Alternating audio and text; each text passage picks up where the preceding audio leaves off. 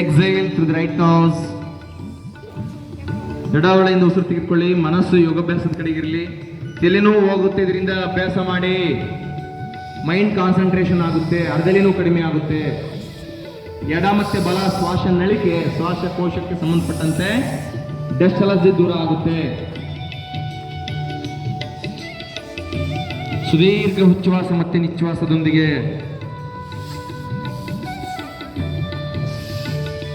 Okay, relax.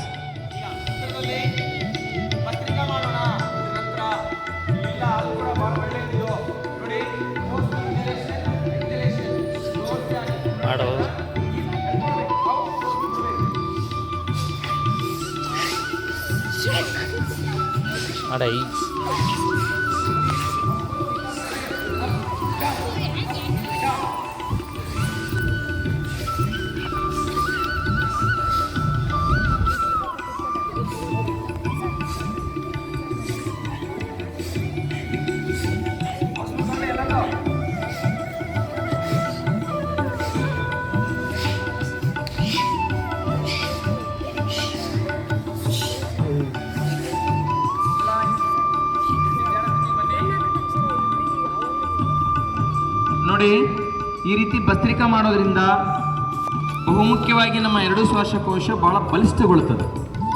Toxin ಅಂದರೆ carbon dioxide ವೇಗವಾಗಿ ಹೊರಗೆ ಹೋಗುತ್ತೆ. ಆಕ್ಸಿಜನ್ ಯಥೇಚ್ಛವಾಗಿ ನಮ್ಮ ಲಂಗ್ಸ್ಗಳಲ್ಲಿ ಸ್ಟೋರೇಜ್ ಆಗುತ್ತೆ. ಕೊರೋನಾ ಬಂದಂಥ ಸಂದರ್ಭದಲ್ಲಿ ಕೊರೋನಾ ರೋಗಿಗಳಿಗೆ ವೈದ್ಯರು ಮೊದಲು ಹೇಳಿದ್ದೆ ಈ ಭಸ್ತ್ರಿಕಾ ಪ್ರಾಣಾಯಾಮ. ಅಂದರೆ ನಾವು ಆರ್ಟಿಫಿಷಿಯಲ್ ಆಕ್ಸಿಜನ್ ಕೊಡೋದಕ್ಕಿಂತ ನೈಸರ್ಗಿಕವಾಗಿರುವಂಥ ಆಕ್ಸಿಜನ್ನು ನೇರವಾಗಿ ನಮ್ಮ ಲಂಗ್ಸ್ಗೆ ನಾವು ಫೋರ್ಸ್ಫುಲ್ ಇನ್ನೆಲ್ ಮಾಡಿದಾಗ ಅದು ನೇರವಾಗಿ ಹೋಗುತ್ತೆ. ಎಕ್ಸೆಲ್ ಮಾಡಿದಾಗ ಕಾರ್ಬನ್ ಡೈಆಕ್ಸೈಡು ಫೋರ್ಸ್ಫುಲಿ ಹೊರಗೆ ಬರುತ್ತೆ. ಅವಾಗ ನಮ್ಮ ಲಂಗ್ಸ್ ಭಾಳ ಹೆಲ್ದಿಯಾಗಿರುತ್ತೆ. ಡಸ್ಟ್ ಅಲರ್ಜಿ ಕಡಿಮೆ ಆಗುತ್ತೆ, ಮಾನಸಿಕ ಒತ್ತಡ ಕಡಿಮೆ ಆಗುತ್ತೆ. ಬಹುಮುಖ್ಯವಾಗಿ ಇದರಿಂದ ಸ್ಟಮಕ್, ಹೊಟ್ಟೆ ಬೊಜ್ಜು ಕಡಿಮೆ ಆಗುತ್ತೆ. ಮತ್ತು ಶೋಲ್ಡರ್, ಭುಜದ ಕೀಲುಗಳಿಗೆ ವ್ಯಾಯಾಮ ಆಗುತ್ತೆ. ನಮ್ಮ ಹೃದಯ ಭಾಳ ಆರೋಗ್ಯದಾಯಕವಾಗಿರುತ್ತೆ. ಹೃದಯಕ್ಕೆ ಅಭಿಧಮನಿ, ಅಪಧಮನಿ ಎರಡು ರಕ್ತನಾಳ ಇವೆ. ಅಶುದ್ಧ ರಕ್ತವನ್ನು ಶುದ್ಧ ಮಾಡಿದ ಮೇಲೆ ಶುದ್ಧ ರಕ್ತವನ್ನು ಎಲ್ಲ ಭಾಗಕ್ಕೆ ಸಪ್ಲೈ ಮಾಡೋದು. ಈ ರೀತಿ ಆಕ್ಸಿಜನ್ ಒಳಗೆ ಹೋದಂಗಿಲ್ಲ, ಭಾಳ ಚೆನ್ನಾಗಿ ನಮ್ಮ ಹೃದಯ ಆರೋಗ್ಯ ಹೆಲ್ದಿಯಾಗಿ ಇಟ್ಕೊಳ್ಳಿಕ್ಕೆ ಇದು ಸಾಧ್ಯ ಆಗುತ್ತೆ. ಈಗ ನಂತರದಲ್ಲಿ ಕೂಲಿಂಗ್ ಪ್ರಾಣಾಯಾಮ, ಶೀತಳಿ, ಶೀತಕಾರಿ ಸದಂತ 3 ಮಾಡೋಣ. ಫಸ್ಟು ಶೀತಳಿ, ಪೊಟಕೊಳದಲ್ಲಿದ್ದಂತೆ ಶೀತಳಿ ಅಭ್ಯಾಸ ಮಾಡೋಣ. ನಿಮ್ಮ ನಾಲಿಗೆಯನ್ನು ಹೊರ ಚಾಚಿ ಈ ರೀತಿ ಹೋಲ್ಡ್ ಮಾಡ್ಬೇಕಲ್ಲ, ಆ ನಾಲಿಗೆ ಸಂದಿಯಿಂದ ಉಸಿರನ್ನ ತಣ್ಣನೆ ಆಗುತ್ತೆ, ಒಳಗೆ ಎಳ್ಕೊಳ್ತಾ ಬನ್ನಿ. ಇನ್ನೇ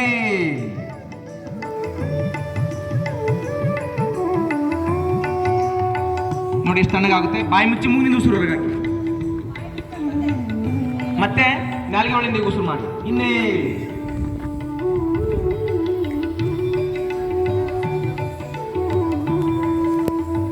ನಿಧಾನವಾಗಿ ಉಸಿರು ಒಳಗೆ ತೆಗೆದುಕೊಳ್ಳಿ. ಬಾಯಿ ಮುಚ್ಚಿ ನಿಧಾನಕ್ಕೆ ಉಸಿರು ಹೊರಗೆ ಹಾಕಿ. ಮತ್ತೊಮ್ಮೆ ಶೀತಳಿ, ದೇಹದ ಉಷ್ಣವನ್ನು ಕಂಟ್ರೋಲ್ ಮಾಡುತ್ತೆ. ಮಾಡಿ.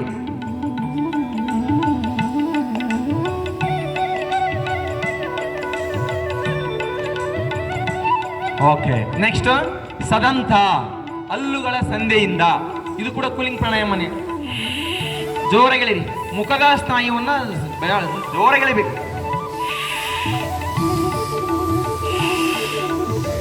ಹಲ್ಲುಗಳನ್ನು ಕಚ್ಚಿ ಹಲ್ಲುಗಳ ಸಂಧಿಯಿಂದ ಎಳಿರಿ.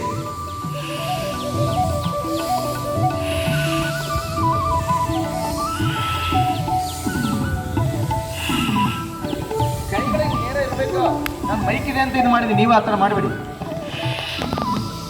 ಎಸ್, ಸದಂತ.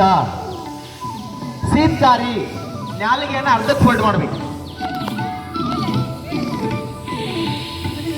ಆ ನಾಲಿಗೆ ಸಂಧಿಯಿಂದ ತಗೊಳ್ಳಿ. ಶೀತಳಿ, ಇದು ಶೀತಕಾರಿ.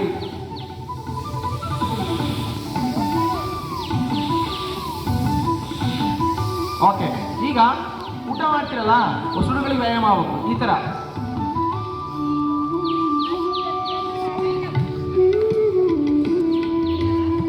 ನಮ್ಮ ಉಸಿರುಗಳಿಗೆ, ಮುಖದ ಸ್ನಾಯುಗೆ, ಕಣ್ಣುಗಳಿಗೆ ಮಾಡಿ. ಈ ತರ ಮಾಡಿ.